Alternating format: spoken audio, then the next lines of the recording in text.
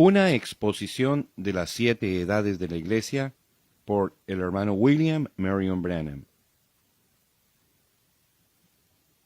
El hermano Branham predicó una serie de mensajes del 4 al 11 de diciembre de 1960 para de allí recibir la inspiración para el mensaje que él ha escrito en este libro. Luego, él mismo editó esta obra varias veces durante los 5 años que culminaron en la impresión y distribución del libro el día 4 de diciembre de 1965. Introducción. Aunque este libro se interesará con diversas doctrinas mayores, como la deidad, bautismo en agua, etc., halladas en el libro de Apocalipsis, capítulos 1 al 3, su tema principal es la promulgación de un estudio detallado de las 7 edades de la Iglesia.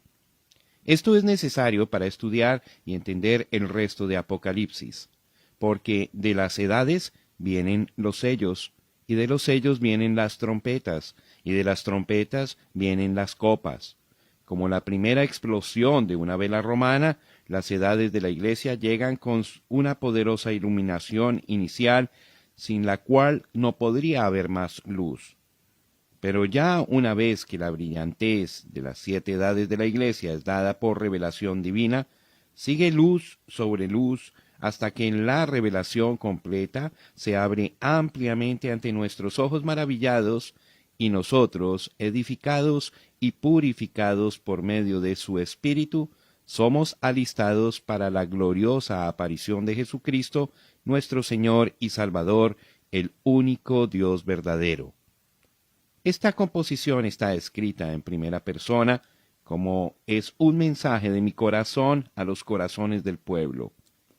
Se han tomado grandes cuidados en poner en mayúscula todos los nombres, títulos y pronombres que tienen relación a la deidad, y también las palabras Biblia, Escritura y la palabra, como sólo es justo hablando de la majestad y la persona de Dios y su santa palabra. Mi oración es que la bendición de Dios repose sobre cada creyente y que la iluminación del Espíritu sea la porción especial de cada uno. William Marion Branham. Capítulo 1. La revelación de Jesucristo. La revelación de Jesucristo que Dios le dio para manifestar a sus siervos las cosas que deben suceder pronto, y la declaró enviándola por medio de su ángel a su siervo Juan, que ha dado testimonio de la palabra de Dios y del testimonio de Jesucristo y de todas las cosas que ha visto. Bienaventurado el que lee y los que oyen las palabras de esta profecía y guardan las cosas en ella escritas, porque el tiempo está cerca.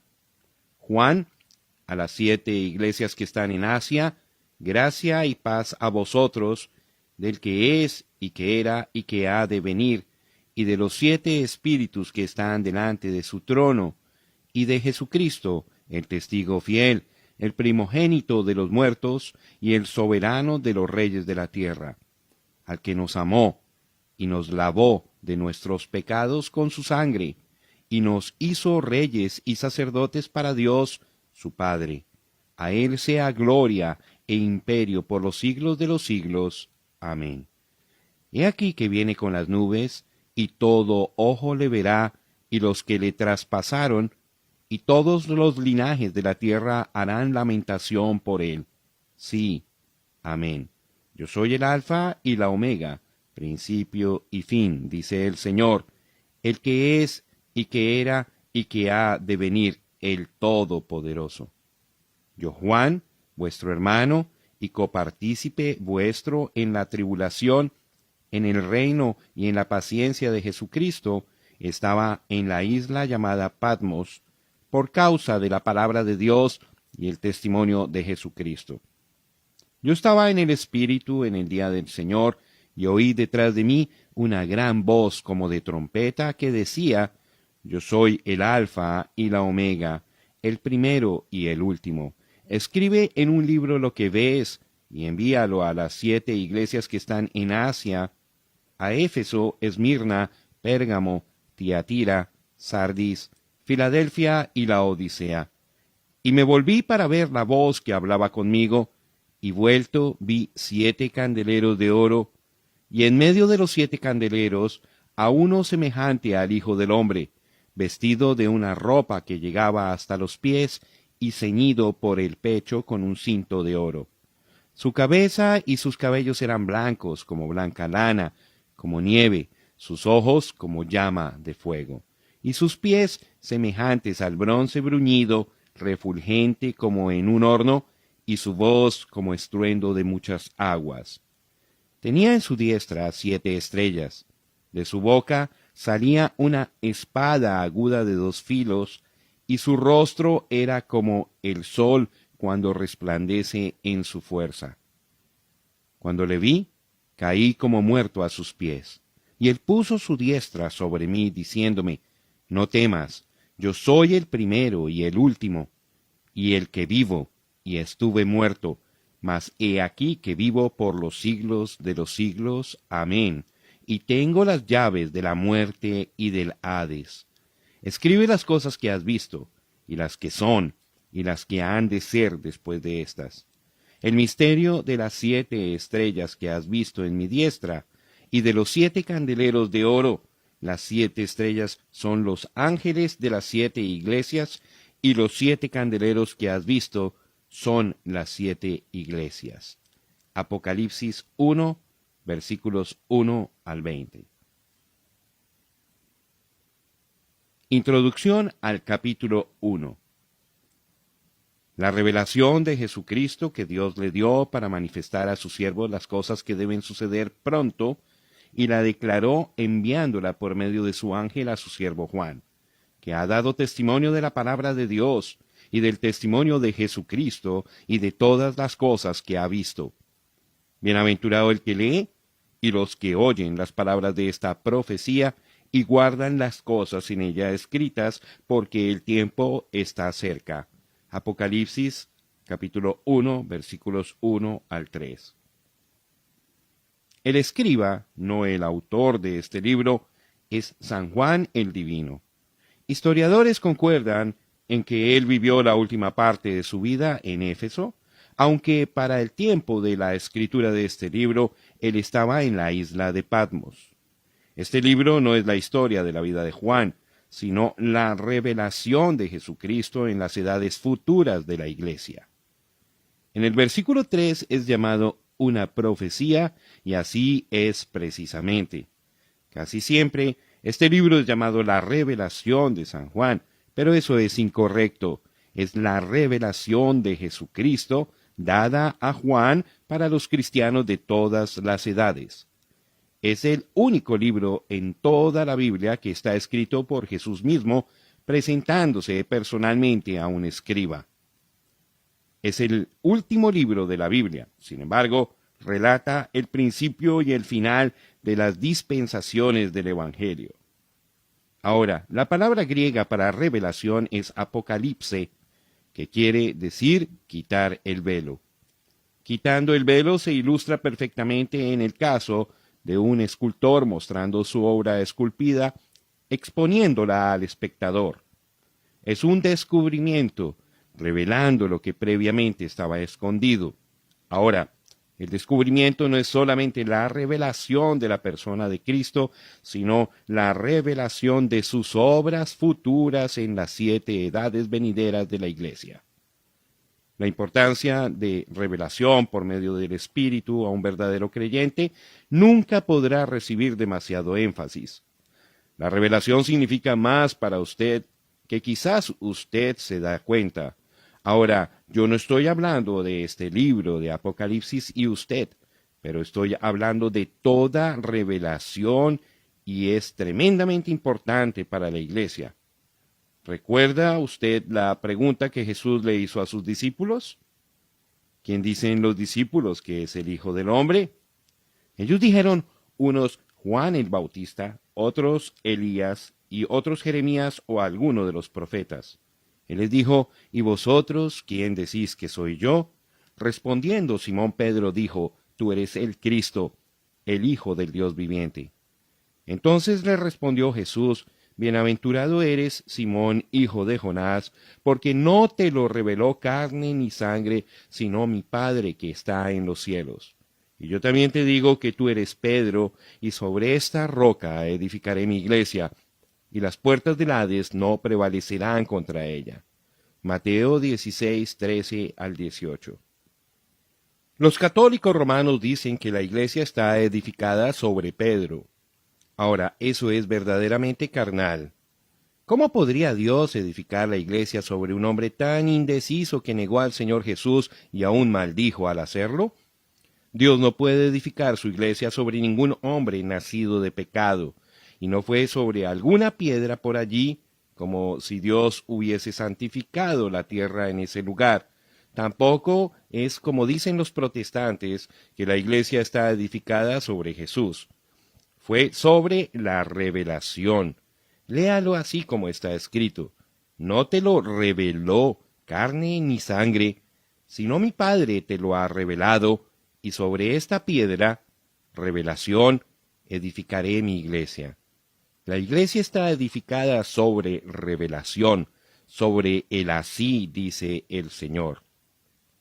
¿Cómo supo Abel que debía hacer para ofrecer un sacrificio perfecto a Dios? Por fe él recibió la revelación de la sangre. Caín no recibió tal revelación, aunque sí tenía un mandamiento. Así que él no podía ofrecer un sacrificio correcto. Fue una revelación de parte de Dios lo que hizo la diferencia y concedió a Abel la vida eterna.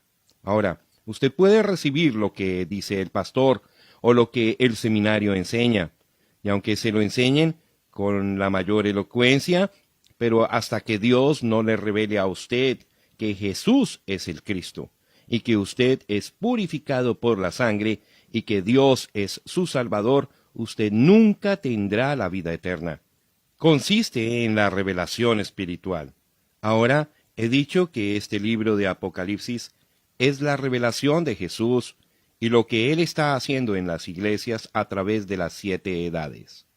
Es una revelación porque los mismos discípulos no conocían estas verdades registradas. No les habían sido previamente reveladas. Usted recuerda que vinieron a Jesús en el libro de los Hechos y le preguntaron, ¿restituirás el reino a Israel en este tiempo? Y él les dijo, no os toca a vosotros saber los tiempos o las sazones. Aquellos hombres todavía estaban pensando en Jesús con un reino terrenal, pero era un reino espiritual el que él iba a edificar. Aún él no les podía declarar su posición en el reino porque el Padre no se lo había revelado. Pero después de su muerte y resurrección, y en este preciso tiempo de su ministerio de intercesión, él puede mostrar aquí, en esta revelación de sí mismo a Juan, lo que haría y significaría su gloria y presencia en la iglesia.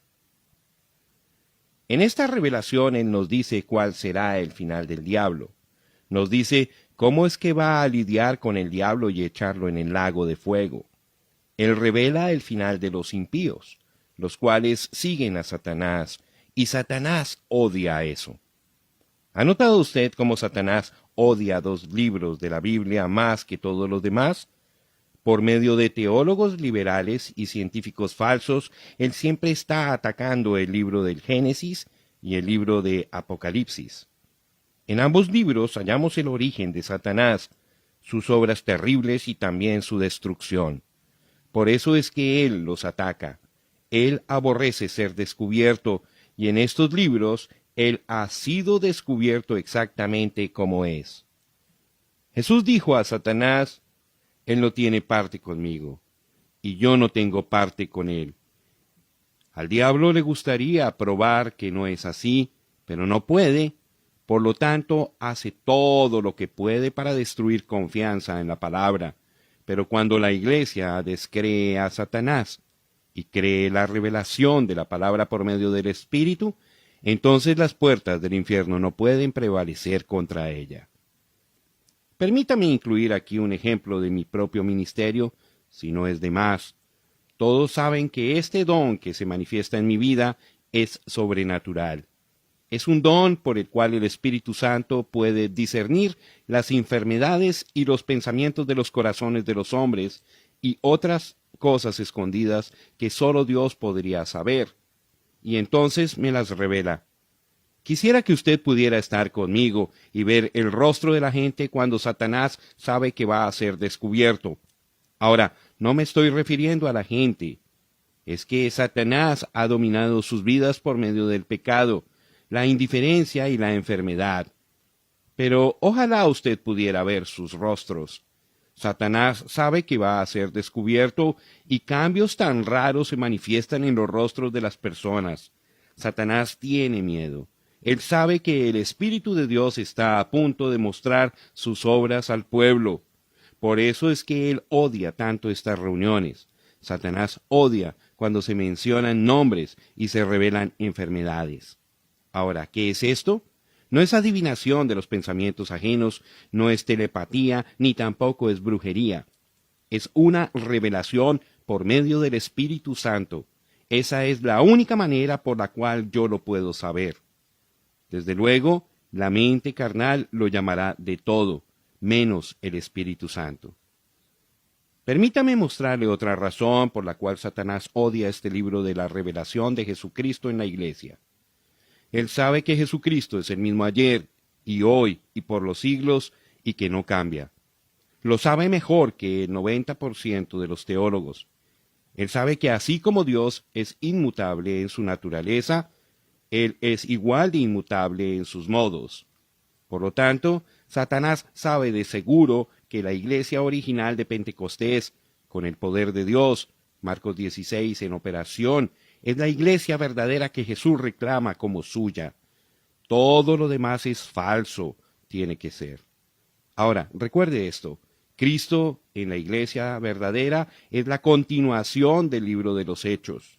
Pero el libro de Apocalipsis muestra cómo es que el espíritu del anticristo entraría en la iglesia y la corrompería, convirtiéndola así en una iglesia tibia, formal y sin poder.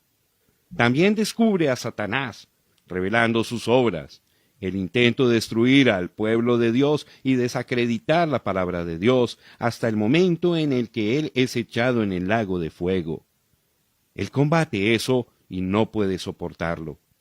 Él sabe que si el pueblo recibe la revelación verdadera de la iglesia verdadera y lo que ella es, lo que ella representa y que ella puede obrar las obras mayores, ella será un ejército invencible.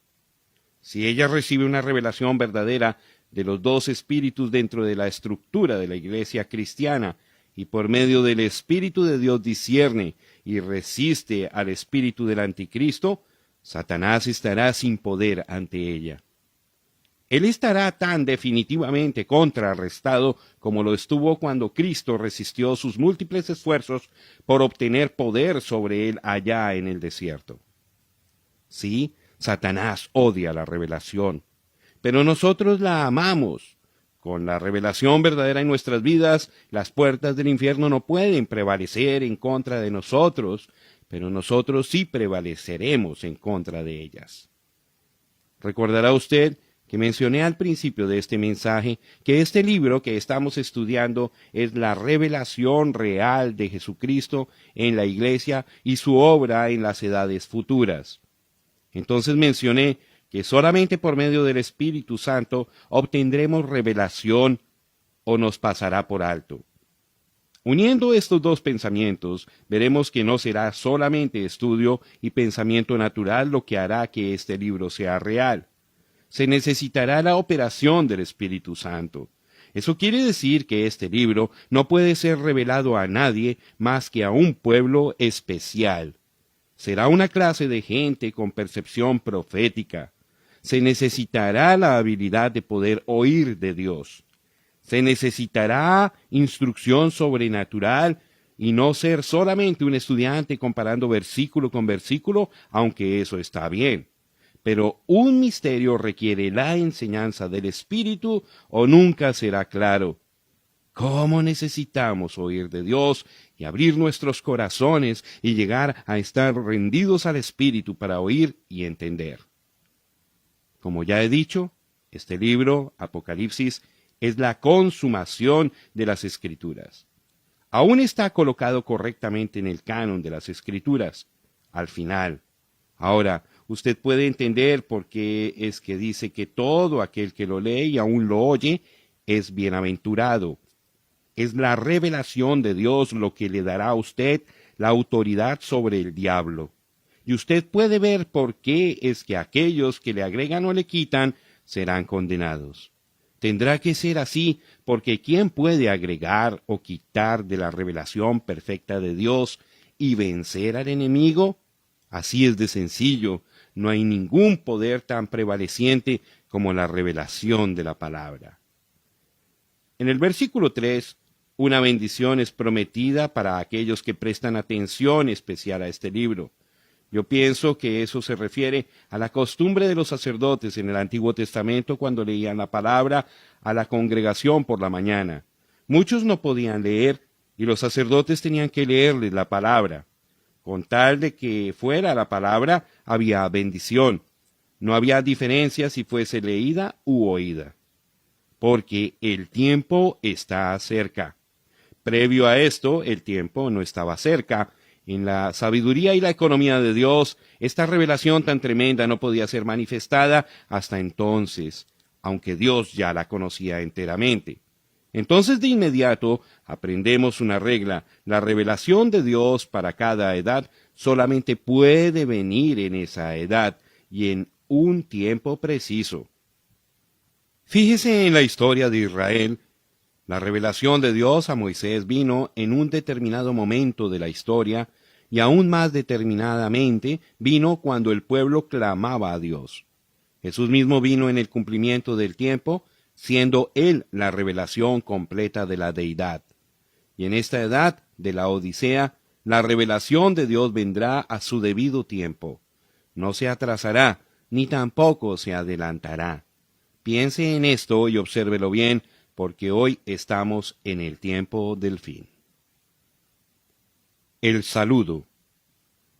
Juan a las 7 iglesias que están en Asia: gracia y paz a vosotros del que es, y que era, y que ha de venir, y de los 7 espíritus que están delante de su trono, y de Jesucristo el testigo fiel, el primogénito de los muertos, y el soberano de los reyes de la tierra, al que nos amó, y nos lavó de nuestros pecados con su sangre, y nos hizo reyes y sacerdotes para Dios su Padre.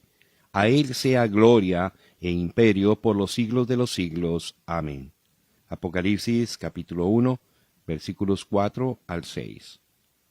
La palabra Asia realmente es Asia Menor. Es una área pequeña como del tamaño del estado de Indiana. Las 7 iglesias allí fueron escogidas especialmente de entre las demás iglesias por razón de sus características, las cuales serían halladas en las edades sucesivas, siglos después. Los 7 espíritus ante el trono son el espíritu que estaba en cada uno de los 7 mensajeros, dándole su ministerio para la edad en que cada uno vivió. Ahora, todas estas expresiones, el que es, el que era, el que ha de venir, el testigo fiel, el primogénito de los muertos, príncipe de los reyes de la tierra, el alfa y la omega, y el todopoderoso, son títulos y descripciones de una y la misma persona, el Señor Jesucristo, quien nos lavó de nuestros pecados en su propia sangre. El Espíritu de Dios, en Juan, se expresa así para mostrar la deidad suprema de Jesucristo y para revelar la deidad como un Dios. Hoy día hay un tremendo error, el cual enseña que hay 3 dioses en vez de uno. Esta revelación, tal como fue dada a Juan por Jesús mismo, corrige ese error. No es que hay 3 dioses, sino un Dios con 3 oficios. Hay un Dios con 3 títulos: Padre, Hijo y Espíritu Santo. Esta poderosa revelación es la que tuvo la iglesia primitiva y tiene que ser restaurada en este último día, juntamente con la fórmula correcta para el bautismo en agua. Ahora, los teólogos modernos no concuerdan conmigo, porque esto es lo que salió publicado en una gran revista cristiana. Esa enseñanza sobre la Trinidad se halla en el mero centro y corazón del Antiguo Testamento. Está igualmente centralizada en el corazón del Nuevo Testamento. Tanto el Antiguo como el Nuevo Testamento está opuesto a la idea de que hay más de un Dios. Sin embargo, el Nuevo Testamento enseña con semejante claridad que el Padre es Dios, y el Hijo es Dios, y el Espíritu Santo es Dios, y que estos tres no son tres aspectos de la misma persona, sino tres personas en una verdadera relación personal entre sí mismas. Allí tenemos la gran doctrina de tres personas, pero un solo Dios. También dicen, Dios, según la Biblia, no es solamente una persona, sino tres personas en un Dios. Ese es el gran misterio de la Trinidad. En verdad lo es. ¿Cómo pueden tres personas estar en un Dios? No es solamente el caso de lo que no hay Biblia para probar eso, sino que aún muestra una falta de razonamiento inteligente. Tres personas distintas, aun siendo de substancia idéntica, forman tres dioses, o el idioma ha perdido su sentido completamente. Escuchen estas palabras otra vez. Yo soy el Alfa y la Omega, principio y fin, dice el Señor, el que es y que era y que ha de venir, el Todopoderoso. Esto aquí es deidad. Esto no es simplemente un profeta, un hombre, sino Dios. Y no es una revelación de tres dioses, sino de un Dios, el Todopoderoso. Allá en el principio de la Iglesia no creyeron en tres dioses. Usted no puede encontrar esa clase de doctrina entre los apóstoles. Fue después de la edad apostólica que entró esta teoría y verdaderamente llegó a ser un punto estratégico y una doctrina cardinal en el Concilio de Nicea. La doctrina de la deidad causó en Nicea una separación en dos sentidos, y esa separación terminó en dos extremos. Uno realmente fue el politeísmo, creyendo en tres dioses, y el otro fue el unitarianismo. Desde luego, esto tomó un tiempo en desarrollarse, pero sí sucedió, y lo tenemos hasta el día de hoy. Pero la revelación a través de Juan, dada por el Espíritu a la Iglesia, fue: yo soy el Señor Jesucristo, y yo soy el todo. No hay ningún otro Dios. Y Él puso su sello sobre esta revelación. Considere esto. ¿Quién fue el Padre de Jesús? Mateo 1:18 dice, se halló que había concebido del Espíritu Santo. Pero Jesús mismo dijo que Dios era su Padre. Dios el Padre y Dios el Espíritu Santo, como frecuentemente expresamos estos términos, hacen al Padre y al Espíritu uno. Y en verdad son uno, de otra manera Jesús tuvo dos padres. Pero note que Jesús dijo que Él y su Padre eran uno, no dos. Eso produce un solo Dios. Ya que esto es verdad históricamente y también según las Escrituras, la gente pregunta, ¿de dónde aparecieron los tres? Llegó a ser una doctrina fundamental en el Concilio de Nicea en el año 325 después de Cristo. Esta Trinidad, una palabra que no aparece en ninguna parte de las Escrituras, fue basada en la gran cantidad de dioses que tenían en Roma. Los romanos tenían muchos dioses a los cuales oraban. También oraban a sus antepasados por considerarlos como mediadores. Solamente fue un hecho para dar nombres nuevos a dioses antiguos, y ahora tenemos santos para hacerlo más bíblico. Así que en vez de Júpiter, Venus, Marte, etc., tenemos a Pablo, Pedro, Fátima, Cristóbal, etcétera, etcétera.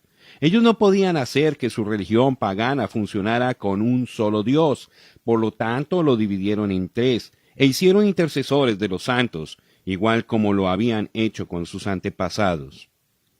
Desde entonces, el mundo no ha podido comprender que hay solamente un Dios con tres oficios o manifestaciones. Saben que hay un Dios según las Escrituras, pero procuran formar la teoría fantástica de que Dios es como un racimo de uvas, tres personas con la misma divinidad distribuida igualmente entre todas. Pero aquí, en Apocalipsis, dice plenamente que Jesús es, el que era, el que ha de venir. Él es el Alfa y Omega, lo cual quiere decir que Él es desde la A hasta la Z, o más bien el todo. Él es todo, el Todopoderoso. Él es la rosa de Sarón, el lirio de los valles, la estrella resplandeciente de la mañana, el ramo justo, el Padre, el Hijo y el Espíritu Santo. Él es Dios, Dios Todopoderoso, un Dios. E indiscutiblemente grande es el misterio de la piedad. Dios fue manifestado en carne, justificado en el Espíritu, visto de los ángeles, predicado a los gentiles, creído en el mundo, recibido arriba en gloria. Primera de Timoteo, capítulo 3, versículo 16. Esto es lo que dice la Biblia. Aquí no dice nada de primera, segunda o tercera persona. Dice que Dios fue manifestado en carne, un Dios. Aquel un Dios fue manifestado en carne. Eso debiera poner fin al asunto. Dios vino en forma humana. Eso no le hizo otro Dios. Él era Dios, el mismo Dios. Fue una revelación entonces y es una revelación hoy. Un solo Dios. Volvamos a la Biblia para ver lo que Él era en el principio, según la revelación que Él dio de sí mismo. El gran Jehová apareció a Israel en una columna de fuego. Como el ángel del pacto, Él vivió en esa columna de fuego y guió a Israel diariamente. En el templo Él anunció su venida con una gran nube. Entonces un día Él fue manifestado en un cuerpo nacido de una virgen, el cual fue preparado para Él. El Dios que moró sobre las tiendas de Israel, ahora moró en una tienda de carne y vivió como un hombre entre los hombres, pero Él era el mismo Dios. La Biblia enseña que Dios estaba en Cristo. El cuerpo era Jesús. En Él moraba toda la plenitud de la divinidad corporalmente. Nada puede ser más claro que eso. ¿Misterio? Sí, pero es la plena verdad y no puede ser más claro. Si Él no fue 3 personas allá, tampoco puede ser 3 personas hoy. Un solo Dios, y este mismo Dios fue hecho carne. Jesús dijo en San Juan 16, 27 y 28, «Salí de Dios y vuelvo a Dios». Eso es exactamente lo que sucedió. Él desapareció de la tierra por medio de su muerte, sepultura, resurrección y ascensión. Entonces Pablo se encontró con él en el camino a Damasco y le habló a Pablo y dijo, «Saulo, Saulo, ¿por qué me persigues?» Pablo dijo, «¿Quién eres, Señor?» Él dijo, «Yo soy Jesús». Él era la columna de fuego, una luz enceguecedora. Él se había vuelto exactamente como dijo que haría. Volvió a la forma que era antes de venir a morar en un tabernáculo de carne. Así es exactamente como lo vio Juan. A Dios nadie le vio jamás, el unigénito Hijo que está en el seno. San Juan 1, 18. Note dónde dice Juan que está Jesús. Está en el seno del Padre. Que os ha nacido hoy, en la ciudad de David, un Salvador, que es Cristo el Señor. Lucas capítulo 2, versículo 11. Él nació el Cristo, y 8 días después, cuando fue circuncidado, fue llamado Jesús, así como el ángel le había dicho. Yo nací un Branham, y cuando nací me pusieron el nombre de William. Él era Cristo, pero le fue dado un nombre aquí entre los hombres. El tabernáculo de afuera que los hombres podían ver fue llamado Jesús. Él era el Señor de la gloria, el Todopoderoso manifestado en carne. Él es Dios, el Padre, Hijo y Espíritu Santo. Él es todo eso. Padre, Hijo y Espíritu Santo son solamente títulos, no son nombres. Por eso es que bautizamos en el nombre del Señor Jesucristo, porque ese es un nombre, no un título. Es el nombre de esos títulos. Es como cuando usted toma a un niño recién nacido y le da un nombre. Niño es lo que es. Hijo es un título, entonces usted le pone nombre. Juan José Hernández, o lo que fuera. Uno no debe bautizar solamente en el nombre de Jesús. Hay miles de Jesuses en el mundo y también los hubo antes de Jesús, nuestro Salvador. Pero solamente hay uno nacido, el Cristo, Señor Jesucristo. Hay gente que dice que Jesús es el Hijo eterno de Dios. Ahora, ¿no es esa una contradicción? ¿Quién ha oído de un hijo siendo eterno? Los hijos tienen principio, pero lo que es eterno nunca tuvo principio. Él es el Dios eterno, Jehová, manifestado en carne. En el Evangelio de San Juan dice, en el principio era el Verbo, y el Verbo era con Dios, y el Verbo era Dios. Y aquel Verbo fue hecho carne y habitó entre nosotros. Él fue el testigo fiel y verdadero de la palabra eterna del Padre. Él era un profeta y solamente podía decir lo que el Padre le mandaba decir. Él dijo, mi Padre está en mí. Eso es lo que dijo Jesús. El tabernáculo, mi Padre está en mí. Dios tiene muchos títulos. Nuestra justicia, nuestra paz, ser eterno, Padre, Hijo y Espíritu Santo, pero tiene un solo nombre humano, y ese nombre es Jesús. No esté usted confundido por el hecho de que Él tiene 3 oficios o 3 manifestaciones. En la tierra Él era un profeta, en el cielo Él es el sacerdote, y regresando a la tierra Él es el Rey de Reyes. El que era, ese es Jesús. El profeta, el que es, ese es el pontífice haciendo intercesión, uno que puede compadecerse de nuestras flaquezas. El que ha de venir, ese es el Rey venidero. En la tierra Él era la palabra, el profeta. Moisés dijo de Él.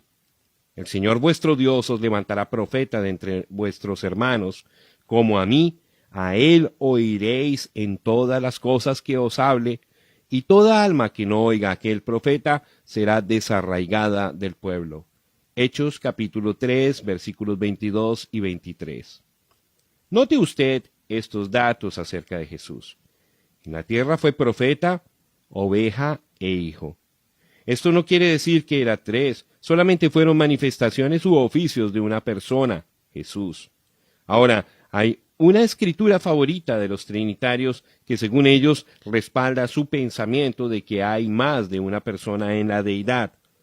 Y miré y vi que en medio del trono y de los 4 seres vivientes y en medio de los ancianos estaba en pie un cordero como inmolado, que tenía 7 cuernos y 7 ojos, los cuales son los 7 espíritus de Dios enviados por toda la tierra.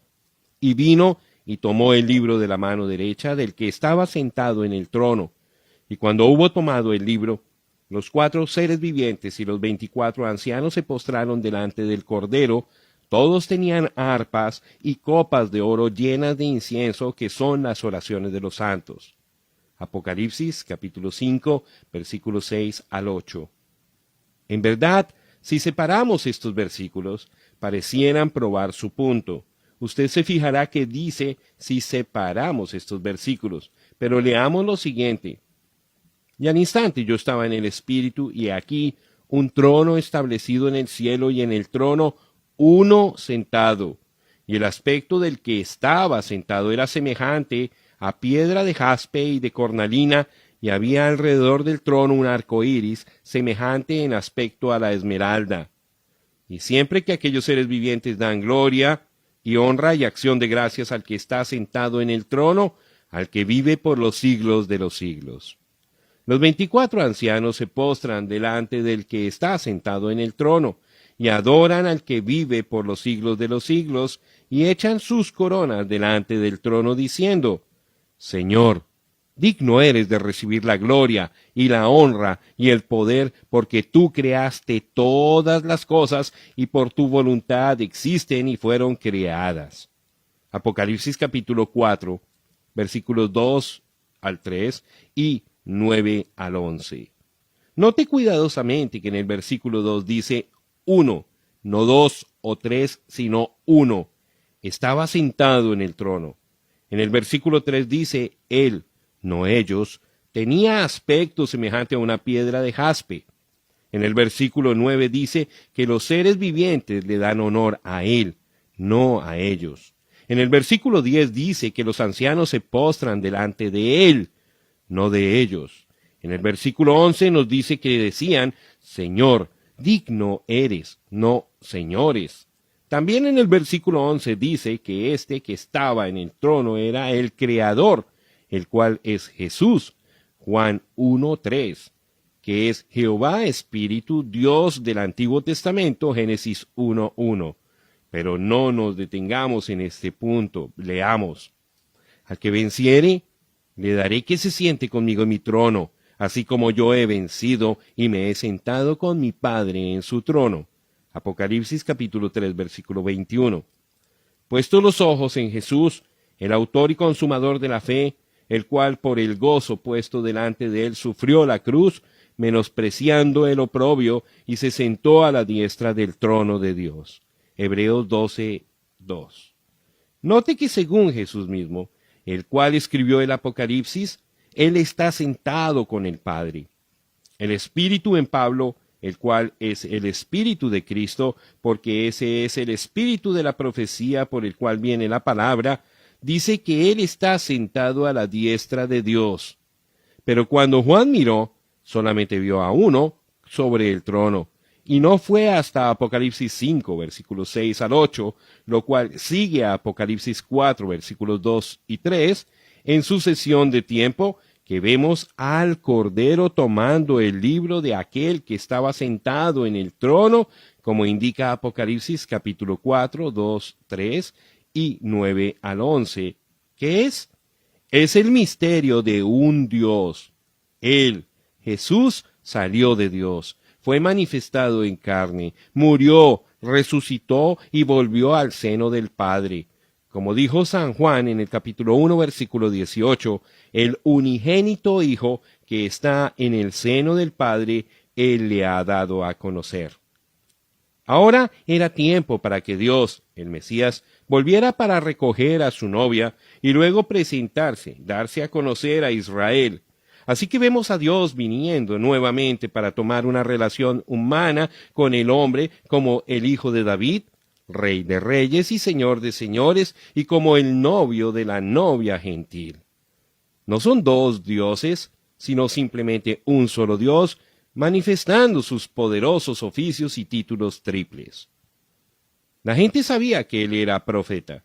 Ellos conocían la señal del Mesías, la cual solamente podía manifestarse a través de un profeta. Y Felipe era de Betsaida, la ciudad de Andrés y Pedro. Felipe halló a Natanael y le dijo, hemos hallado a aquel de quien escribió Moisés en la ley, así como los profetas, a Jesús, el hijo de José de Nazaret. Natanael le dijo, de Nazaret puede salir algo de bueno. Le dijo Felipe, ven y ve.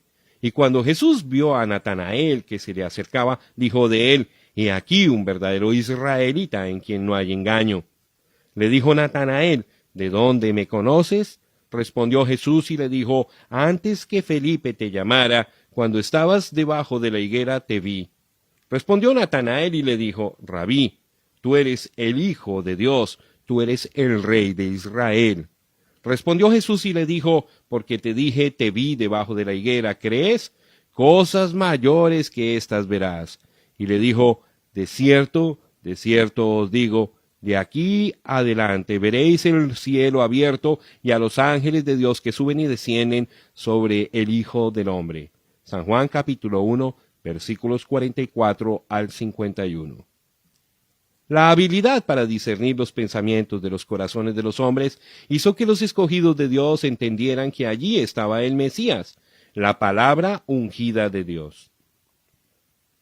Porque la palabra de Dios es viva y eficaz, y más cortante que toda espada de dos filos, y penetra hasta partir el alma y el espíritu, las coyunturas y los tuétanos, y discierne los pensamientos y las intenciones del corazón. Hebreos capítulo 4, versículo 12.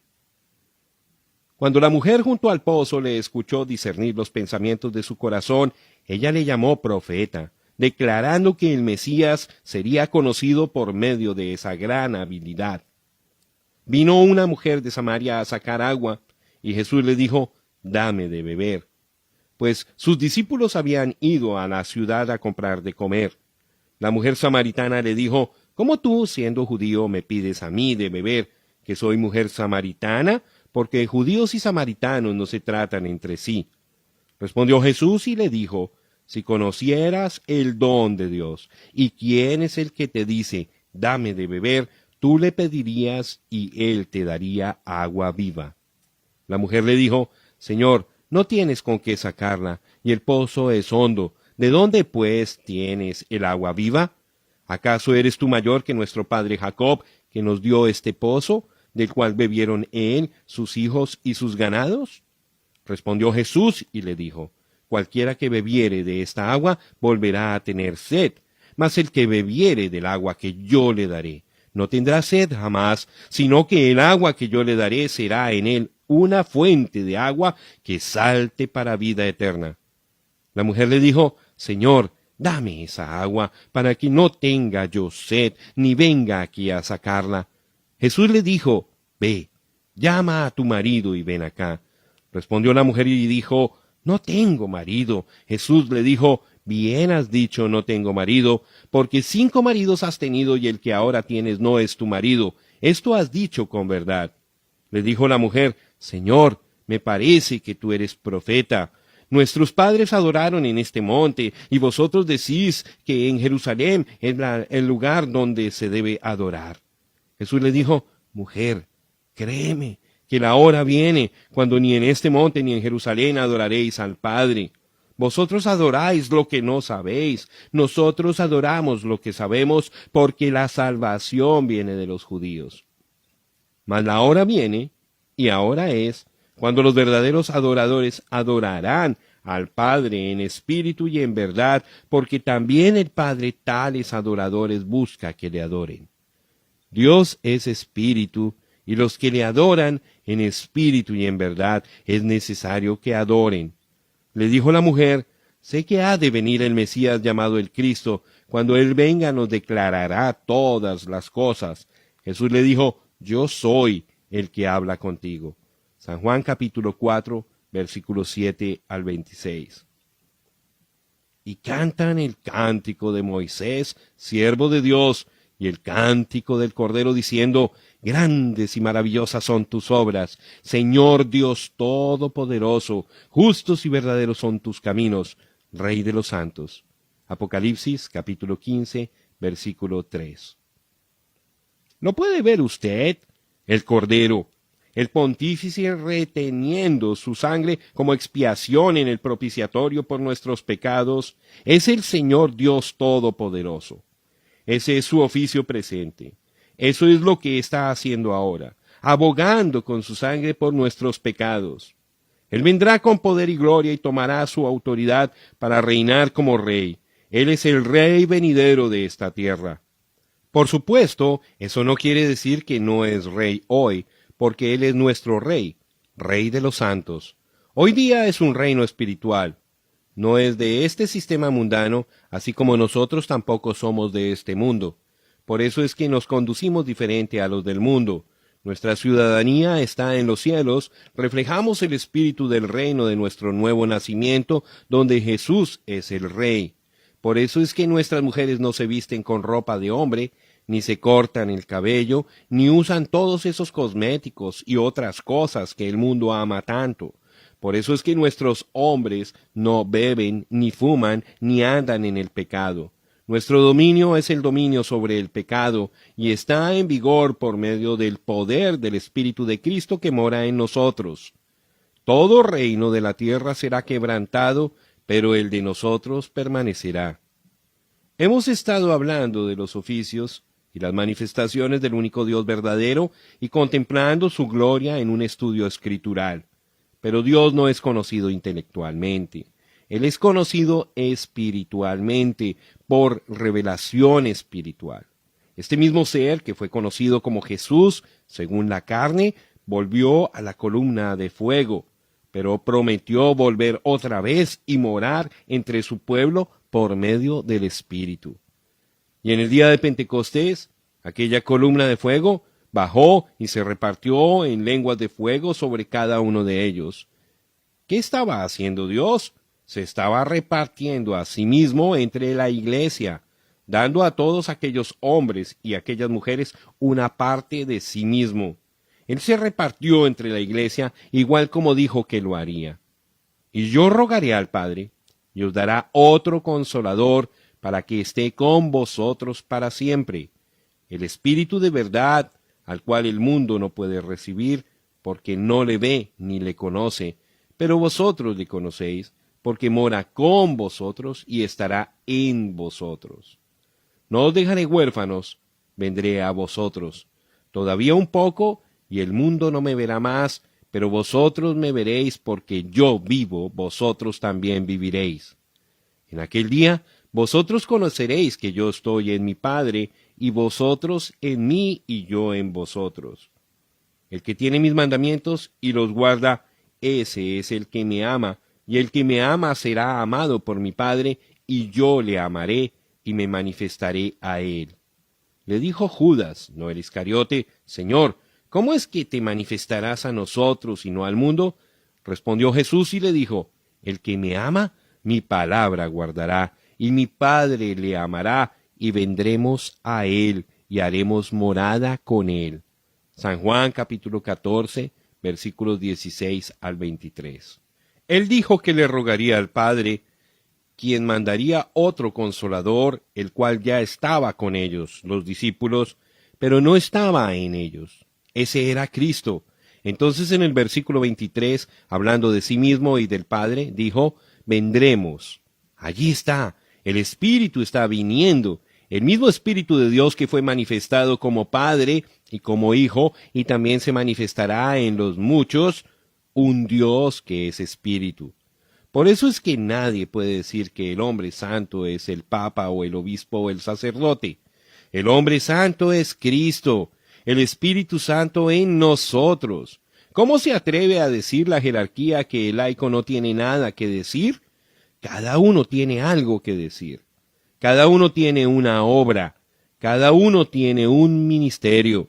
El Espíritu Santo vino allá en Pentecostés y se repartió en cada uno para que se pudiera cumplir lo que dijo Jesús. En aquel día, vosotros conoceréis que yo estoy en mi Padre, y vosotros en mí, y yo en vosotros. San Juan, capítulo 14, versículo 20. El gran yo soy, el Dios Todopoderoso, ha venido como Espíritu para llenar su verdadera iglesia.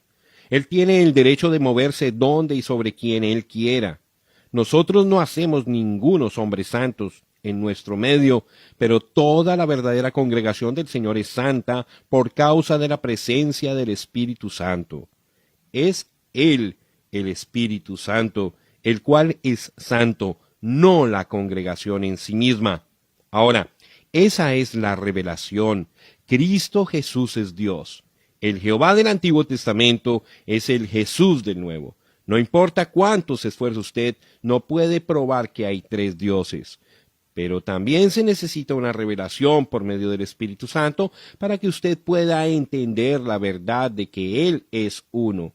Se necesita una revelación para ver que el Jehová del Antiguo Testamento es el Jesús del Nuevo.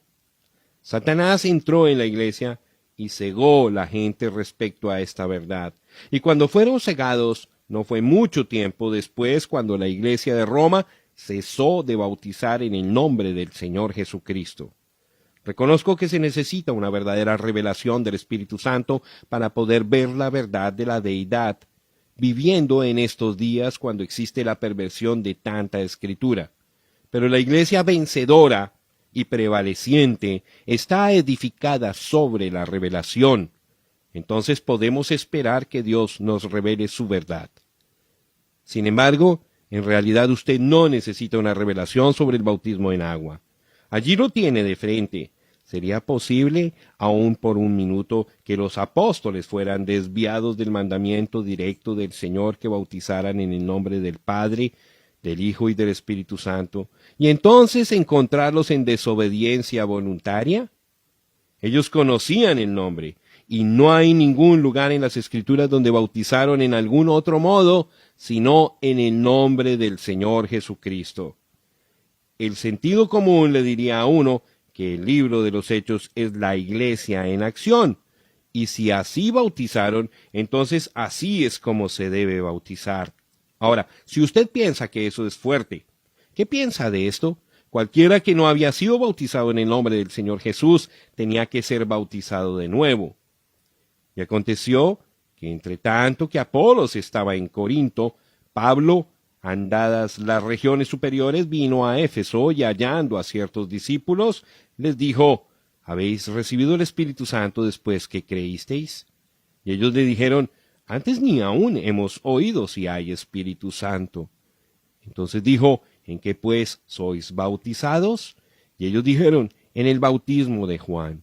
Y dijo Pablo, Juan bautizó con bautismo de arrepentimiento, diciendo al pueblo que creyesen en el que había de venir después de él, es a saber, en Jesús el Cristo. Oído que hubieron esto, fueron bautizados en el nombre del Señor Jesús. Y habiéndoles impuesto Pablo las manos, vino sobre ellos el Espíritu Santo, y hablaban en lenguas y profetizaban. Hechos capítulo 19, versículos 1 al 6. Antigua versión. Allí está. Esta buena gente de Éfeso había oído de un Mesías venidero. Juan se lo había predicado. Ellos fueron bautizados en el bautismo del arrepentimiento para remisión de pecados, mirando hacia adelante, hacia la creencia en Jesús. Pero ahora era tiempo de mirar para atrás, hacia Jesús, y ser bautizados para perdón de los pecados. Era tiempo de recibir el Espíritu Santo. Y cuando fueron bautizados en el nombre del Señor Jesucristo, Pablo impuso sus manos sobre ellos y el Espíritu Santo cayó sobre ellos. Ahora, estas gentes de Éfeso eran unas personas muy finas, y si algunos tenían el derecho de sentirse tranquilos, serían ellos. Fíjese hasta dónde habían progresado. Habían llegado hasta el punto de aceptar el Mesías que estaba por venir. Lo estaban esperando, pero ¿no puede ver usted que a pesar de todo esto se les escapó? Él había venido y se había ido. Ellos tenían necesidad de ser bautizados en el nombre del Señor Jesucristo. Ellos tenían necesidad de ser llenados con el Espíritu Santo. Y si usted ha sido bautizado en el nombre del Señor Jesucristo, Dios le llenará con su Espíritu. Esa es la palabra. Hechos capítulo 19, versículo 6. Fue el cumplimiento de Pedro les dijo, arrepentíos y bautícese cada uno de vosotros en el nombre de Jesucristo para perdón de los pecados, y recibiréis el don del Espíritu Santo. Hechos capítulo 2, versículo 38. ¿Lo puede ver? Pablo, por medio del Espíritu Santo, dijo exactamente lo que dijo Pedro por medio del Espíritu Santo. Y lo que fue dicho no se puede cambiar. Tiene que ser lo mismo desde Pentecostés hasta que el último escogido haya sido bautizado. Mas si aún nosotros o un ángel del cielo os anunciare otro evangelio diferente del que os hemos anunciado, sea anatema. Gálatas capítulo 1 versículo 8. Algunos de ustedes de la unidad bautizan equivocadamente. Ustedes bautizan para la regeneración como si siendo sumergidos en agua los salvará. La regeneración no viene por medio del agua, es una obra del Espíritu. El hombre que por inspiración del Espíritu Santo dio el mandamiento, arrepentíos y bautícese cada uno de vosotros en el nombre del Señor Jesús, no dijo que el agua regeneraba. Él dijo que sólo era la evidencia de una buena conciencia delante de Dios. Eso era todo. El bautismo que corresponde a esto ahora nos salva, no quitando las inmundicias de la carne, sino como la aspiración de una buena conciencia hacia Dios por la resurrección de Jesucristo. Primera de Pedro capítulo 3 versículo 21. Yo así lo creo.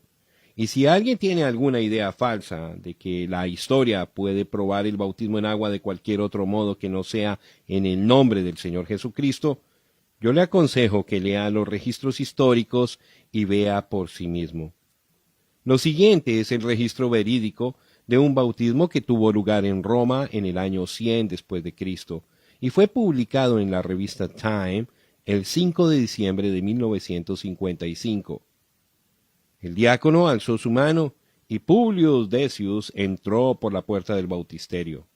Parado en el bautisterio, con el agua hasta la cintura, estaba Marcos Vasca, el vendedor de madera. Él tenía una sonrisa mientras Publio llegó a su lado en el bautisterio. —¿Credis? —le preguntó. —Credo —respondió Publio—. Yo creo que mi salvación viene de Jesús el Cristo, quien fue crucificado bajo Poncio Pilato. Con él he muerto para que con él pueda tener vida eterna. Entonces él sintió los brazos que le sostenían mientras él se dejaba caer hacia atrás en el bautisterio y oyó la voz de Marcos en su oído. Yo te bautizo en el nombre del Señor Jesús. Mientras el agua fría se cerró sobre él. Hasta el tiempo en que se extravió la verdad, y no volvió sino hasta esta última edad, desde Nicea hasta el comienzo de este siglo, bautizaron en el nombre del Señor Jesucristo, pero ha vuelto. Satanás no puede impedir la revelación cuando el Espíritu la quiere dar. Sí, si hubieran 3 dioses, uno bien podría bautizar para un Padre, un Hijo y un Espíritu Santo, pero la revelación dada a Juan fue que hay un solo Dios, y su nombre es el Señor Jesucristo. Por lo tanto, se bautiza para un Dios y solamente uno. Por eso es que Pedro bautizó en esa manera allá en Pentecostés. Él tuvo que manifestarse fiel a la revelación, la cual fue, sepa pues ciertísimamente toda la casa de Israel, que a este Jesús, quien vosotros crucificasteis, Dios le ha hecho Señor y Cristo. Y allí está Él, el Señor Jesucristo. Si Jesús es Señor y Cristo, entonces Él, Jesús, es y no puede ser otra cosa menos que Padre, Hijo y Espíritu Santo, en una persona manifestada en carne, no en Dios en 3 personas, bendita Trinidad, sino un Dios, una persona con 3 títulos mayores, con 3 oficios manifestando aquellos títulos. Escúchenlo una vez más. Este mismo Jesús es Señor y Cristo. Señor, Padre, y Cristo, Espíritu Santo, son Jesús, porque Él, Jesús, es ambos, Señor y Cristo. Si eso no nos muestra la verdadera revelación de la deidad, entonces nada lo hará. Señor no es otro, Cristo no es otro. Este Jesús es el Señor Jesucristo, un solo Dios. Un día Felipe le dijo a Jesús, Señor, muéstranos al Padre y nos basta. Jesús le dijo, ¿tanto tiempo hace que estoy con vosotros y no me has conocido? El que me ha visto al Padre. ¿Cómo pues dices tú, muéstranos el Padre? Yo y mi Padre uno somos. Yo cité eso una vez y una dama dijo, un momento, señor Branham, usted y su esposa son uno. Y dije, pero no de esa manera. Ella dijo, ¿cómo dice usted? Dije, ¿usted me ve a mí? Ella dijo, sí. Le pregunté, ¿ve usted a mi esposa? Ella dijo, no. Dije, entonces esa unidad es de otra clase, porque él dijo, cuando me veis a mí, veis al Padre. El profeta dijo que habría luz en el tiempo de la tarde. En un himno está escrito, habrá luz en el tiempo del atardecer. La vía a la gloria seguramente hallarás. Por la vía del agua está la luz para hoy, sepultados en el precioso nombre de Jesús. Jóvenes y ancianos, arrepiéntanse de sus pecados. El Espíritu Santo de seguro recibirán. La luz del atardecer ha venido. Es un hecho que Dios y Cristo uno son. No hace mucho yo estaba hablando con un rabí judío. Él me dijo, ustedes los gentiles no pueden dividir a Dios en 3 partes y dárselo así a un judío. Nosotros tenemos mejor conocimiento que eso. Le dije, rabí, esa es la cosa. Nosotros no dividimos a Dios en 3 partes. Usted cree a los profetas, ¿verdad? Él dijo, seguro que sí. Le pregunté, ¿cree usted Isaías 9:6? Respondió, sí. Pregunté, ¿de quién estaba hablando el profeta? Dijo, del Mesías. Dije, ¿qué relación tendrá el Mesías con Dios? Él dijo, será Dios mismo. Dije, eso es correcto. Amén. Usted no puede dividir a Dios en tres personas o tres partes. Usted no puede decirle a un judío que hay un Padre, un Hijo y un Espíritu Santo.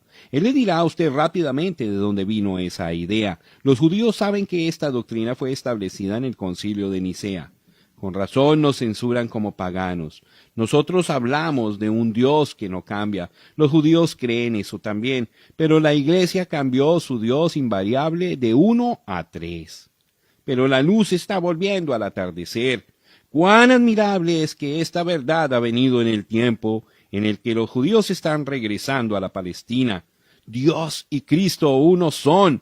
Este Jesús es Señor y Cristo.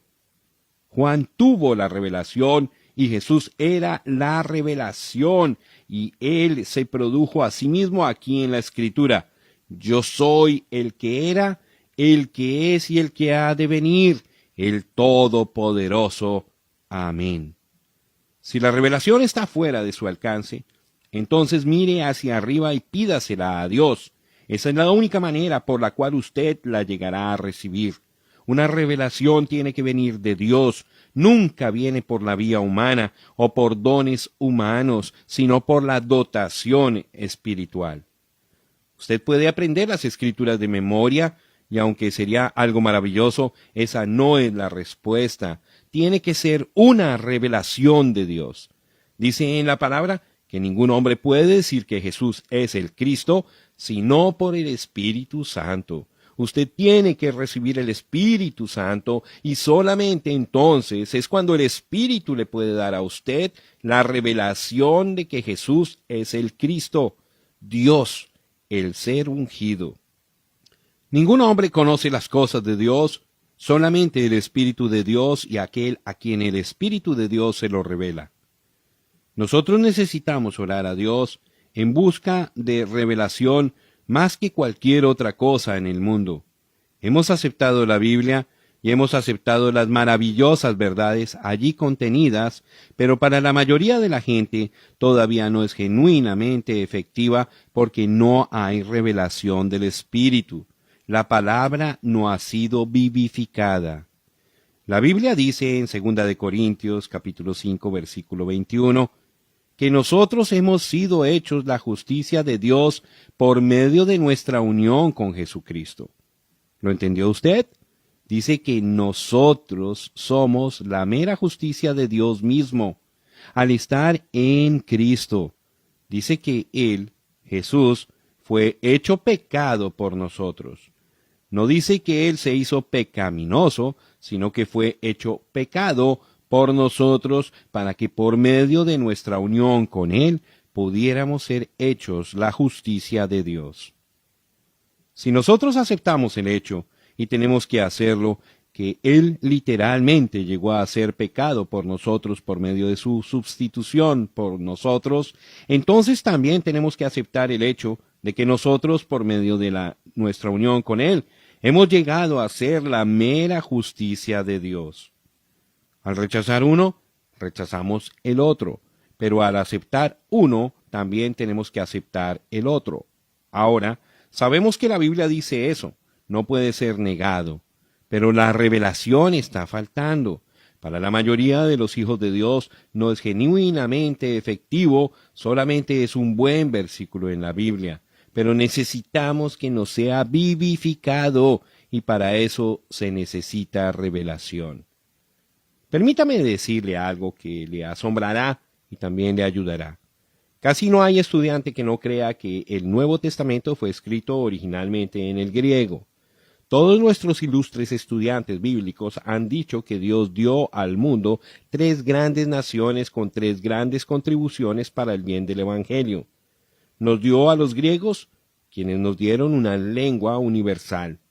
Nos dio a los judíos, quienes nos dieron la religión verdadera y el verdadero conocimiento de Dios por medio del Salvador. Nos dio a los romanos, quienes nos dieron un imperio unido con leyes y un sistema de carreteras. Así que tenemos la religión verdadera, la lengua para expresarla a muchas gentes y el gobierno de carreteras para difundirla. Y hablando históricamente, esto parece cuadrar perfectamente bien. Y hoy día Nuestros estudiantes griegos dicen que la lengua griega de los días bíblicos es tan perfecta y tan exacta que si el estudiante griego es un gramático puntual y perfeccionado, verdaderamente puede saber exactamente lo que enseña la palabra del Nuevo Testamento. Pero ¿no es esto solamente una teoría? ¿Será cierto esto? ¿No es cierto que todo estudiante griego de estimación en una denominación debate con los estudiantes de otra denominación, y no es cierto que sus contiendas están basadas en palabras idénticas del griego y reglas idénticas de gramática? Ciertamente así es. Aún allá en la edad de Pérgamo, un poco antes del concilio de Nicea, celebrado en el año 325 después de Cristo, habían dos estudiantes ilustres, Arrio y Atanasio, los cuales llegaron a combatir doctrinalmente sobre una palabra griega. Su controversia llegó a ser tan ardiente y tan conocida por todo el mundo que los historiadores dijeron que el mundo estaba dividido sobre un diptongo, el sonido de dos vocales en una sola sílaba. Ahora, si el griego es tan perfecto y tan ordenado por Dios, ¿por qué es que hubo tanta controversia? Seguramente que no era la intención de Dios que todos supiéramos el griego. Hoy mismo tenemos argumentos sobre el griego. Tome por ejemplo el libro de la paralizada Iglesia de Cristo, sujetada a rayos X por el Dr. Mick Rawson. En este libro, él muestra numerosas citas de célebres gramáticos griegos y prueba para su propia satisfacción que las reglas invariables de la gramática griega prueban, sin duda alguna, que la Biblia enseña que un hombre es bautizado con el Espíritu Santo después de su renacimiento. Él también dice que una mujer puede tomar posesión del púlpito porque la palabra profecía quiere decir predicar. ¿Ha convencido a otros estudiantes del griego que son tan capaces como él? Nunca. Uno solo tiene que leer los escritos de los estudiantes que mantienen la opinión contraria y escuchar sus citas eruditas. Ahora, no solamente es verdad lo que he dicho, pero avancemos un paso más. Hoy día tenemos algunos estudiantes que reclaman que los manuscritos originales fueron escritos en arameo, el idioma de Jesús y la gente de su día. Ellos dicen que la gente no hablaba ni escribía el griego como es tan comúnmente creído, y la verdad es que nuestros historiadores están divididos sobre eso. Por ejemplo, el doctor Schoenfield, un estudiante muy sobresaliente, por medio de una investigación sistemática y científica, ha probado para su propia satisfacción que el Nuevo Testamento fue escrito en el vernáculo de la gente que hablaba griego en aquel día. Él construye un magnífico caso para fortalecer sus creencias basado en los documentos a su disposición.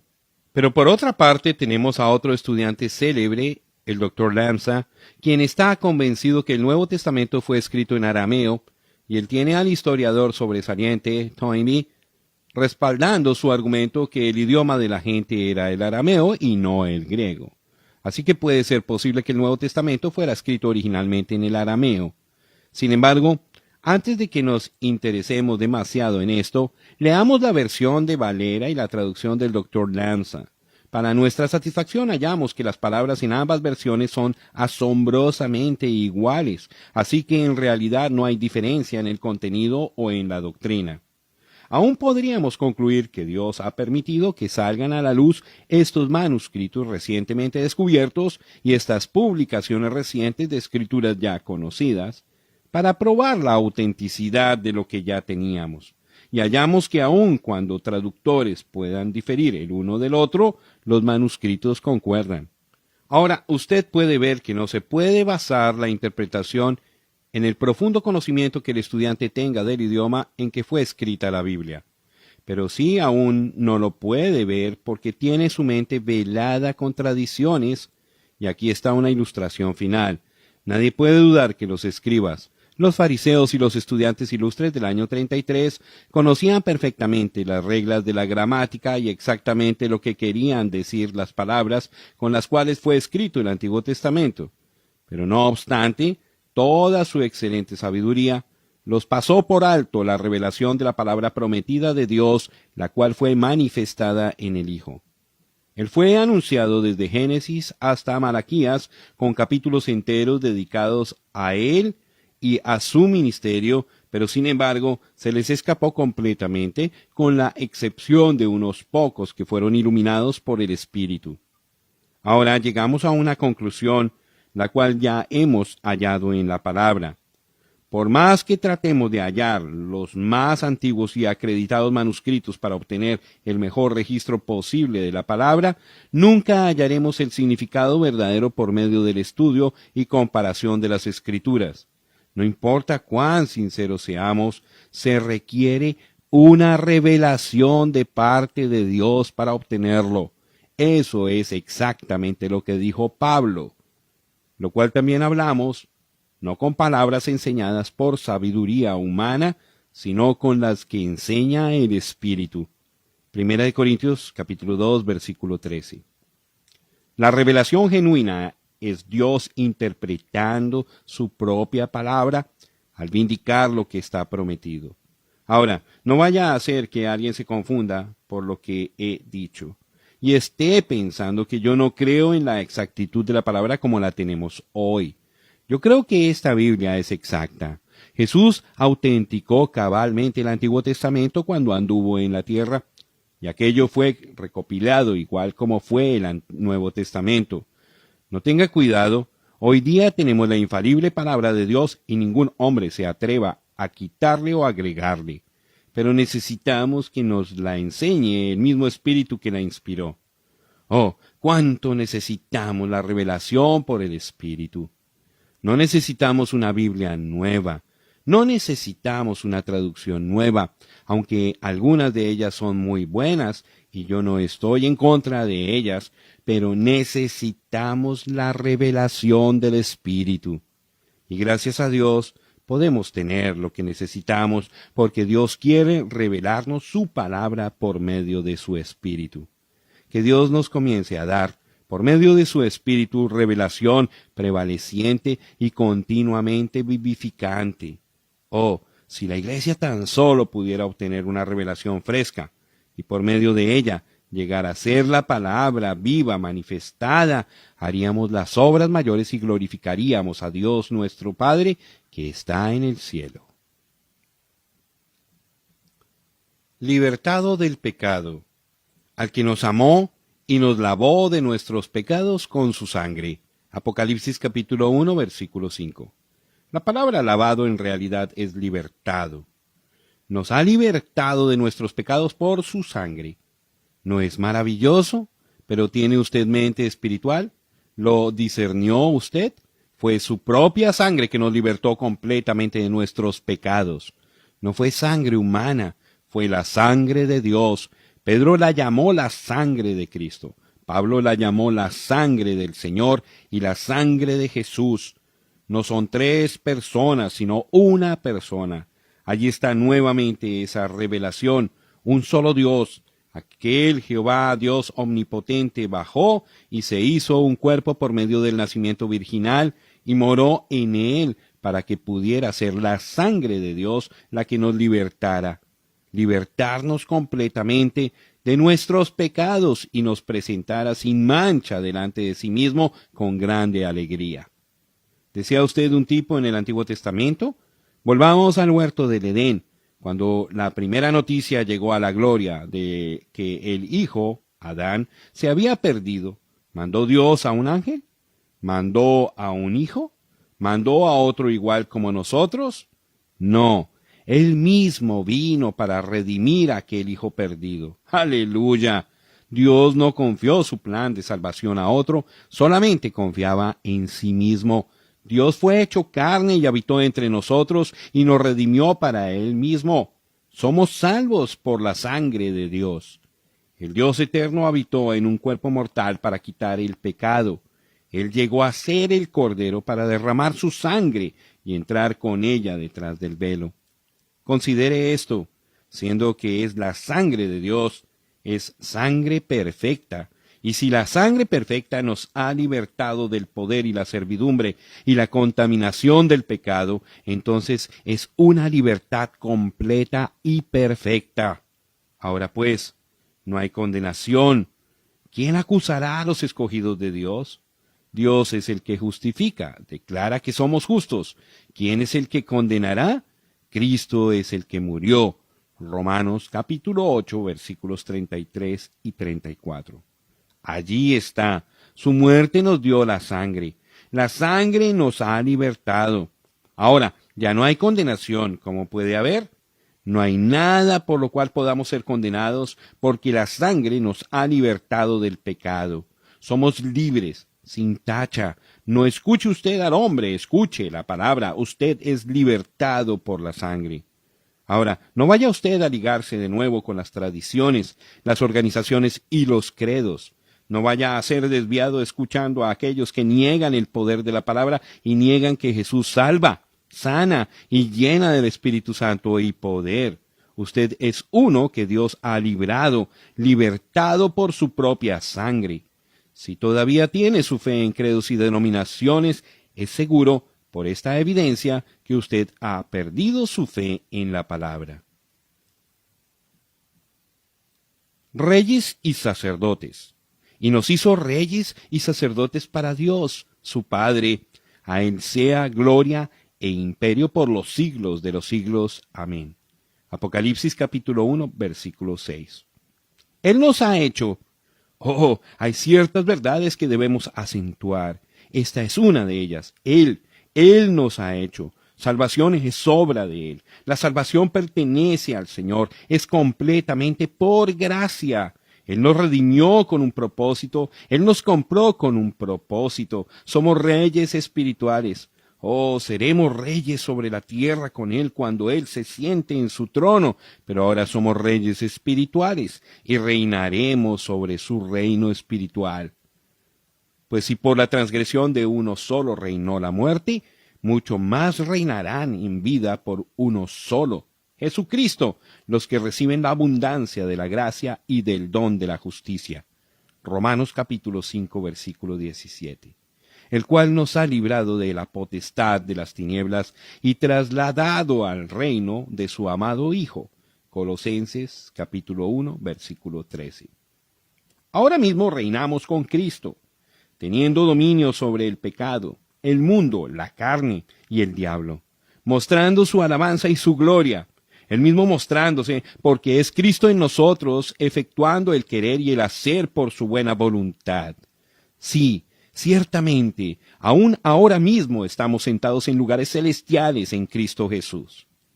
Y nos ha hecho sacerdotes, sí, sacerdotes para Él, ofreciendo la alabanza espiritual que procede de labios santificados, rindiendo a Él nuestras vidas como una ofrenda dulce, adorándole en espíritu y en verdad, intercediendo y suplicando, sacerdotes y reyes de nuestro Dios. Con razón no deseamos el mundo, y además somos un pueblo propio, celosos de buenas obras. Hemos sido recreados en Él para ser hijos a la semejanza de nuestro Padre. El Dios venidero. He aquí que viene con las nubes, y todo ojo le verá, y los que le traspasaron, y todos los linajes de la tierra harán lamentación por Él. Sí, amén. Apocalipsis capítulo 1, versículo 7. Él viene. Jesús viene, Dios viene, el profeta viene, viene el sacerdote y rey, el todo en todo viene. Así sea, Señor Jesús, ven prontamente. Amén. Él viene con las nubes, nubes de gloria, como fue visto en el monte de la transfiguración, y sus vestidos estaban brillando con el poder de Dios que le cubría, y todo ojo le verá. Eso quiere decir que esto aquí no es el rapto. Esto es cuando Él venga a tomar su debido lugar como gobernador del mundo. Entonces es cuando aquellos que le han traspasado con sus credos y doctrinas denominacionales se lamentarán y toda la gente llorará atemorizada por causa de Él, el cual es la palabra. Este es el relato en Apocalipsis de Zacarías 12, versículos 9 al 14, Zacarías profetizó esto hace 2500 años. Está casi a punto de suceder. Escuche.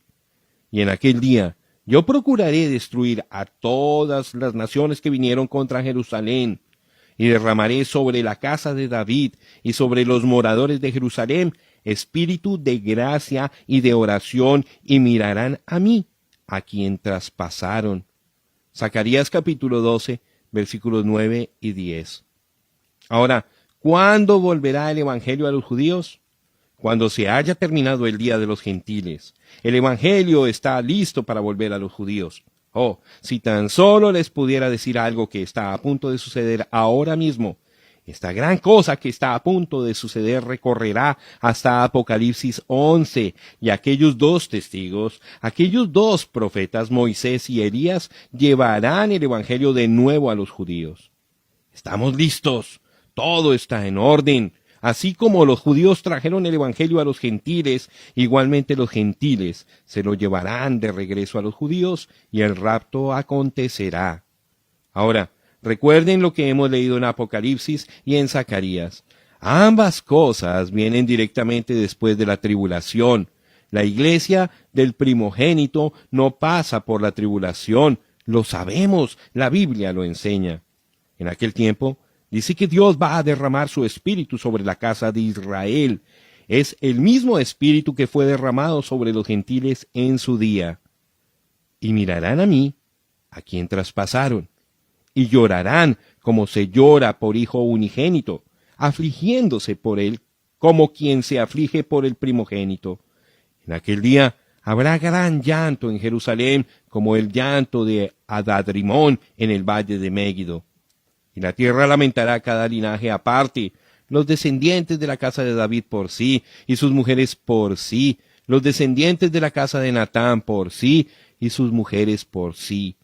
Zacarías capítulo 12, versículos 10 al 12. Cada una de las casas por sí, cuando Él venga en las nubes de gloria en su segunda venida. Aquellos judíos que le horadaron le verán como dice en otra escritura, y le preguntarán, ¿qué heridas son estas en tus manos? Y él responderá, con ellas fui herido en casa de mis amigos. Zacarías capítulo 13, versículo 6. No será un tiempo de tristeza solamente para los judíos que le rechazaron como el Mesías, sino también para los gentiles que se habrán quedado y que le rechazaron como Salvador en este día. Habrá llanto y lamentación. Las vírgenes fatuas estarán lamentándose. Ellas representan la iglesia que rechazó obtener el aceite, símbolo del Espíritu Santo, para sus lámparas, símbolo del cuerpo o lo que retiene el aceite, hasta que fue demasiado tarde. Eran personas buenas, eran vírgenes, y eso significa una categoría moral muy alta. Pero no tenían aceite en sus lámparas, por lo tanto fueron echadas en las tinieblas de afuera, donde está el lloro y el crujir de dientes. En el libro de Génesis, capítulo 45, podemos tipificar esto con José, cuando él se encontró con sus hermanos en Egipto y se dio a conocer a ellos. No podía ya José contenerse delante de todos los que estaban al lado suyo, y clamó, «Haced salir de mi presencia a todos».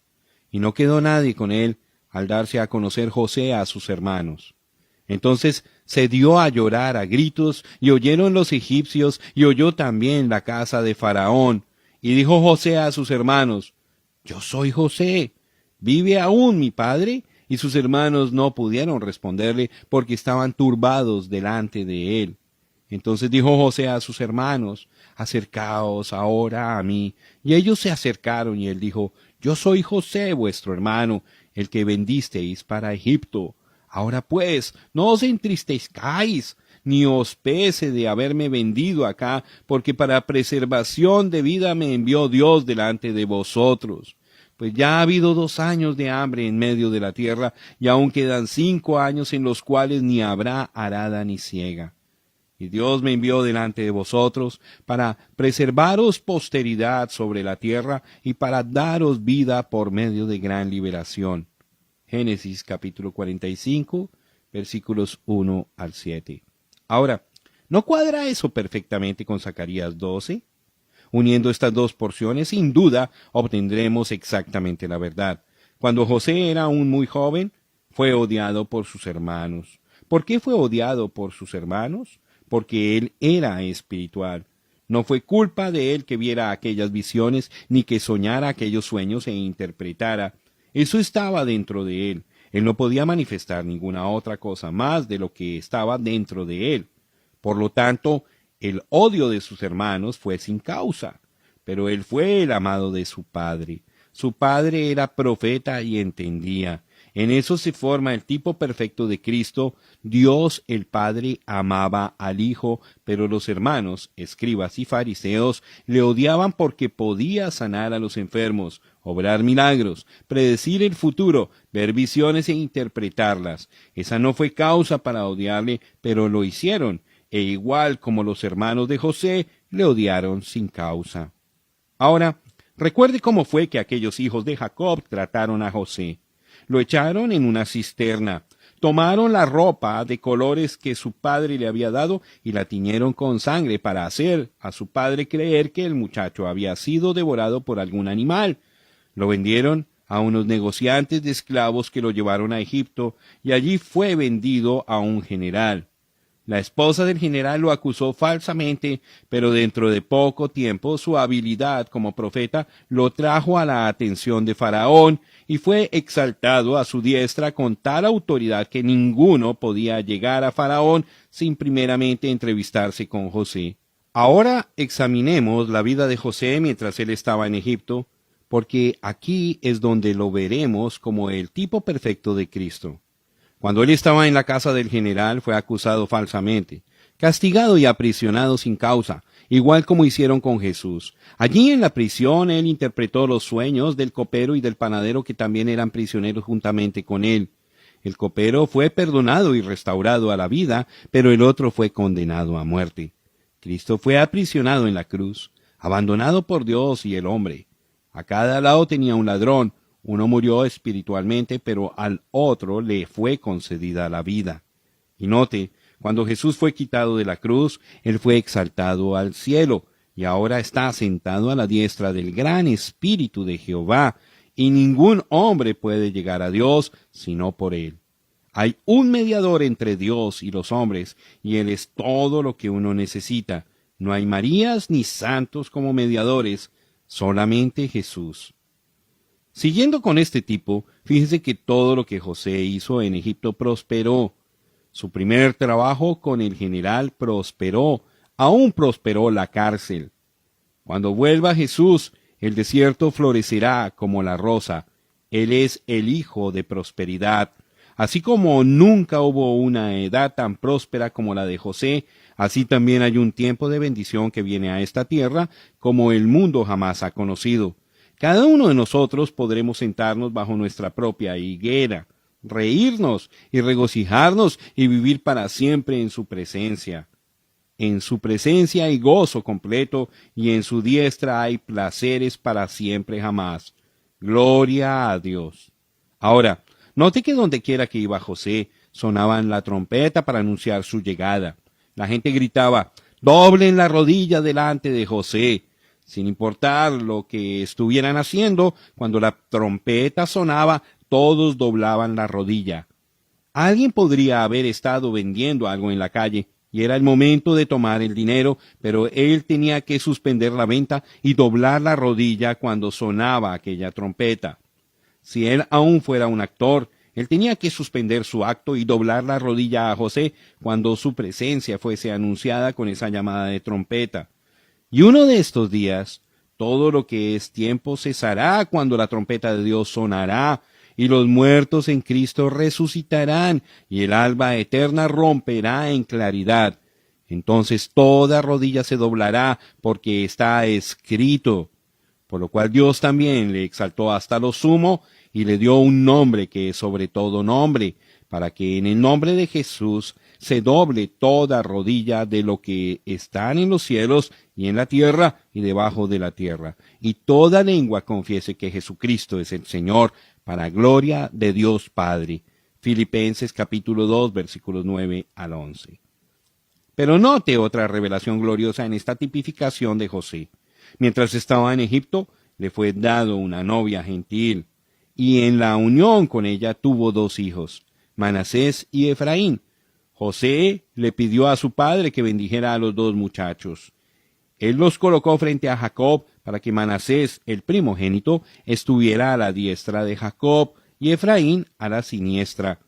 Cuando Jacob estaba a punto de bendecirlos, cruzó las manos colocando la mano derecha sobre el menor. José clamó: «No así, padre mío, este es el primogénito a tu derecha». Pero Jacob dijo: «Dios cruzó mis manos».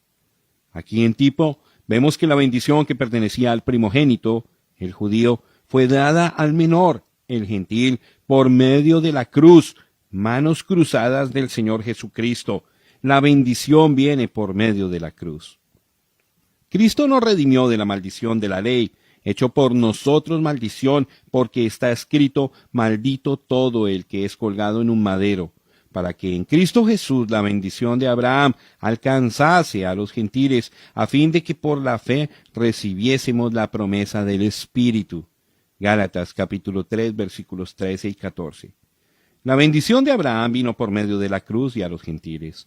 Los judíos rechazaron la cruz, por lo tanto, Jesús obtuvo la novia gentil. Ahora, volvamos a la historia de José encontrándose con sus hermanos. Usted recordará que no todos los hermanos vinieron. José sabía eso e insistió en que todos los hermanos aparecieran ante él. De otra manera no podía darse a conocer ante ellos. Al fin y al cabo trajeron al que había faltado, Benjamín. Fue el pequeño Benjamín, el hermano de José, de sangre pura, que hizo arder su alma. Y cuando nuestro José, Jesús, venga al pueblo que ha guardado los mandamientos de Dios, los cuales han regresado a la Palestina, su alma arderá. El pequeño Benjamín fue tipo de los 144,000 israelitas de toda la tierra que han vuelto a la Palestina para su redención. Ellos estarán allí listos para recibirle. Quien conociendo acertadamente es vida eterna, ellos dirán: «Este es nuestro Dios a quien hemos esperado». Entonces verán al que traspasaron, y ellos le preguntarán: «¿De dónde vienen estas heridas tan terribles? ¿Cómo sucedió?». Y llorarán, y se lamentarán cada familia por sí, todos por sí en la angustia de su tristeza. Ahora, ¿dónde estará la novia gentil mientras Jesús se está dando a conocer a sus hermanos? Recuerden que la novia de José, juntamente con los dos niños, estaban en el palacio, porque José había ordenado: «Haced salir a todos de mi presencia». Así que la novia gentil estaba segura en el palacio de José. ¿A dónde irá la novia gentil en el rapto? Al palacio. La novia será quitada de la tierra. Ella será levantada antes de la gran tribulación para encontrar a su Señor en el aire. Por 3 años y medio, mientras la ira de Dios es derramada sobre la tierra, ella estará en la gran cena de la boda del Cordero. Entonces él volverá dejando su novia en la casa de su padre para darse a conocer a sus hermanos. En ese mismo tiempo será roto el pacto del anticristo que los judíos han hecho con Roma. Entonces Roma y sus aliados mandarán sus tropas para destruir a todos los judíos que temen a Dios y que se mantienen con la palabra. Pero al llegar a la ciudad para destruirla, aparecerá en los cielos la señal de la venida del Hijo del Hombre con sus ejércitos poderosos para destruir a aquellos que han estado destruyendo la tierra. Con el enemigo derrotado, Jesús entonces viene y se presenta a los 144,000. Habiendo visto sus obras poderosas de salvación, han llegado a conocer su poder, pero también viendo sus heridas y sabiendo que ellos le habían rechazado hasta ese momento, les causa llanto en la agonía del terror y temor, así como hicieron sus hermanos cuando vinieron ante José. Se atemorizaron, pensando que él les daría muerte. Pero como dijo José: «No os pese de haberme vendido acá». Está bien, Dios estaba en todo esto. Él lo hizo para preservación de vida. Asimismo Jesús les hablará palabras de paz y amor. ¿Por qué rechazaron los judíos a Jesús? Dios estaba en todo eso. Fue la única manera para él poder sacar a la novia gentil. Él murió en la cruz para preservar la vida de la iglesia gentil. Ahora, estos 144,000 no forman parte de la novia. En Apocalipsis 14:4 son llamadas vírgenes y siguen al Cordero donde quiera que fuere. El hecho de que no se hayan contaminado con mujeres prueba que son eunucos. Mateo capítulo 19, versículo 12. Los eunucos eran los que guardaban las cámaras de los desposados. Eran siervos.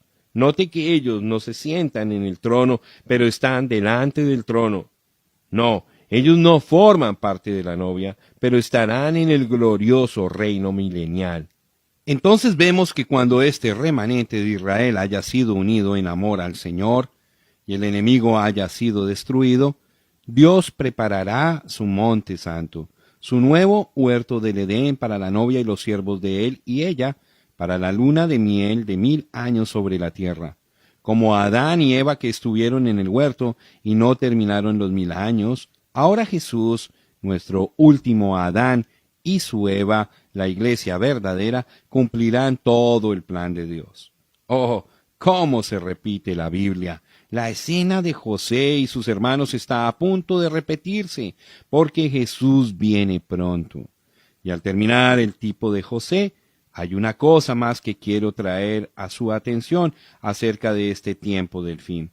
Recuerde cuando José habló con sus hermanos, y Benjamín no estaba con ellos, él les habló por medio de un intérprete, aunque sabía el hebreo perfectamente bien.